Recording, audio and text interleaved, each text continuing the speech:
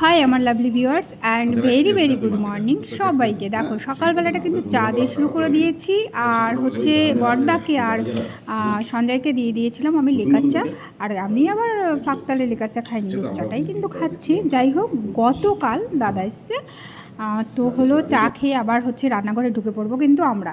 আর এই দেখো, আমি বললাম না ফাঁকতালে দুধ চাটা আমিই নিয়েছি, ওদেরকে দিইনি, এটা নিয়েও একটু ইয়ার্কি ঠাট্টা মজা হচ্ছে। যাই হোক, তো চা খেতে খেতে কল্পনার জল্পনা চলছে, রান্নাঘরে ঢুকে কি রান্নাটাই না করবো। তো একটা জিনিস ঘরে রয়েছে, এই দেখো জিনিসটা বলতে বলতে দেখিয়ে দিচ্ছি। এটা হলো হেলেঞ্চা শাক, এটা আমাদের খুব ফেভারিট, বিশেষ করে বর্দার, কারণ কি দুর্গাপুরে এটা পাওয়া যায় না।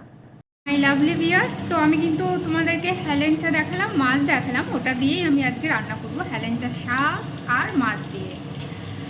এটাকে নিরামিষভাবেও খাওয়া যায়, বড়ি দিয়ে খেতে পারো, খুবই ভালো লাগে।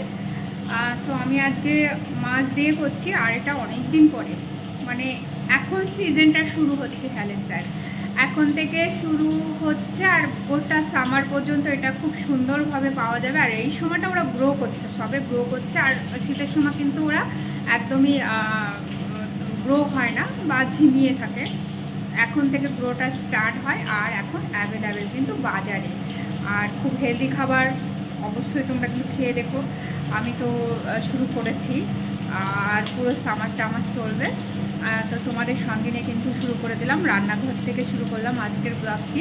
আশা করি গোটা ব্লগটি তোমাদের ভালো লাগবে, আর যদি ভালো লেগে থাকে তাহলে প্লিজ লাইক, শেয়ার, কমেন্টস এবং সাবস্ক্রাইব করে আমার পাশে থেকো। যে আমার বন্ধুরা আমাকে সাবস্ক্রাইব করেছে সেই সমস্ত বন্ধুদেরকে আমার তরফ থেকে অনেক অনেক ধন্যবাদ। তো সঙ্গে থাকো, পাশে থাকো। জাল অনেকটা হয়ে গেছে, জাস্ট আমি এটাকে রসুন আর রাঁধুনি ফোড়ন দেব, তাহলে হবে। আর এদিকে হলো আদি চাটা হয়ে গেছে, এটাকে আমি নামিয়ে ওর কাছে নিয়ে যাব, সকাল থেকে কিছুই দিইনি। এই যে হলো আমার নানু চা, একটু খাও, একটু গরম গরম। জ্বরটা কমেছে কিন্তু উইকনেসটা কমেনি, যেটুকু গরম আছে ওইভাবে খেয়ে নাও। খুব গরম লাগছে, তাহলে একটুখানি ঠান্ডা হোক, পুরোটা খেয়ে নাও। হ্যাঁ, আমি রান্নাঘরে চললাম।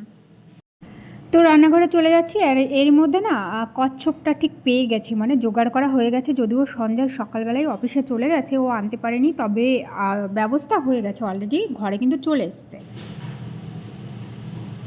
এটা হলো নারকেল, আমরা সবাই চিনি, আর এটা হলো চই ঝাল,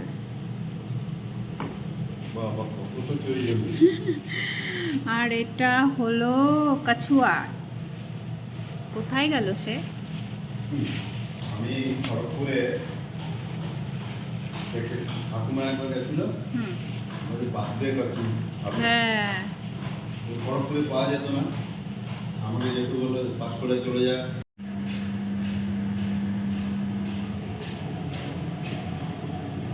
কচ্ছপটা ধুয়ে নেওয়া হয়েছে, আর এখানে জলটা ফুটানো হচ্ছে। কয়েকটা মাংসের পিচ আছে যেটা কিনা একটু সিদ্ধ করে নিতে হয়, যার জন্য গরম জলটা করছি। আর ওখানটা হচ্ছে শাক ভাজা। আর এদিকে বড়দা নারকেলটাকে পরিষ্কার পরিচ্ছন্ন করছে, তারপর ওটাকে ফাটাবে, জলটা বের করবে, তারপরে নারকেল আবার স্লাইস করবে। তো দেখো সমস্ত কিছু হয়ে যাওয়ার পরে এদিকে আবার কিন্তু চই ঝালটা ছোট্ট ছোট্ট করে টুকরো করছে, মানে কিচেনে দাদার আমি রয়েছি, দাদা কিছু করছে, আমি কিছু করছি। তো রান্নাটা কে করবে সেটা কিন্তু দেখতে হলে স্কিপ করা যাবে না, পুরো ভিডিওটা কিন্তু দেখো। দাদা রান্না করছে, কি বলবো, most popular chef, master chef. না না, খুব টেস্টি হয়, খুব টেস্টি করে রান্না করা হয়, যদিও তোমরা বুঝতে পারবে না কতটা টেস্টি, যে খায় সেই জানে। তো এই যে আমাদের আপাতত রান্না চলছে, আমি ওই মাঝে মধ্যে একটু হেল্প করছি, এই আর কি। আমার বিশেষ এখানে ভূমিকা নেই, সবটাই দাদা করছে। সঙ্গে থাকো, পরে আবার দেখা হচ্ছে।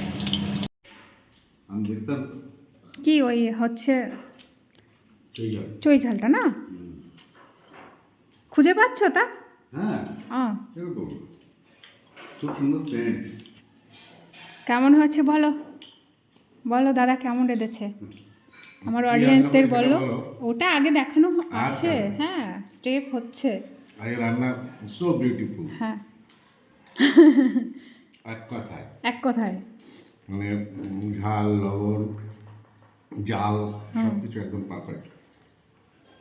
যদিও আদির কাছে একটু ঝাল বেশি হয়েছে, কিন্তু আমাদের কাছে ঠিকই আছে। আদির যেহেতু জ্বর, মুখে সমস্ত কিছুই ঝাল লাগছে, বিস্বাদ লাগছে। তো সব মিলে তাও কিন্তু দুগাল খেয়েছে ও। টেস্ট একটু হলেও বুঝতে পারছে, আর এক কথায় অসাধারণ হয়েছে। আর একদম ওদেরকে একটু বেশি বেশি করেই দিয়ে দিয়েছি যে খেয়ে নিতে হবে, দাদা কেন কি বিকেলবেলায় আবার চলে যাবে। যার জন্য এবার দাদা নিজেও বলছে যে হ্যাঁ খুব ভালো স্বাদ হয়েছে। আসলে রাঁধুনি এই কথাটা বলে না, কিন্তু এতটাই স্বাদ হয়েছে যে না বললেই নয়। দাদা চলে যাচ্ছে যে বাড়ির থেকে, তারপরে বেরোবে।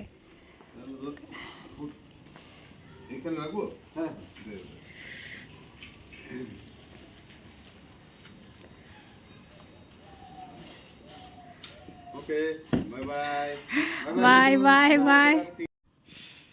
রেডি হয়ে গেছি আদিকে নিয়ে, ওর ক্যারাটে এক্সাম রয়েছে, শরীরটা ভালো না, তাও যেতে হবে। এক্সাম তো আর মিস করা যাবে না। আবার মনডে স্কুলেও এক্সাম রয়েছে। এখন খুব ভুলভাল টাইমে শরীরটা একটু খারাপ হয়ে গেল। দীর্ঘ 1 সপ্তাহ স্কুল যেতে পারেনি, অনেক কিছু হয়ে গেছে এর মধ্যে। তেমনি কম্পিউটারও কালকে মানে মনডে এক্সাম আছে, আর হচ্ছে ক্যারাটে এক্সাম আজকে। তো এখন নিয়ে যাচ্ছি, যেটুকু পারে যা পারে সেইভাবে চেষ্টাটা করবে, কেন কি শরীরটা তো ভালো নেই। যাই হোক, প্র্যাকটিসও দীর্ঘদিন ওর বন্ধ ছিল। চলে এসেছি এক্সাম সেন্টারে। আমি এসেছি 6টার মধ্যে, তবে ওর শেষ হতে হতে আর 9টা 10টা বাজতে পারে। তো আজকের ব্লগটা আমি এখানে শেষ করছি। সবাই ভালো ভালো।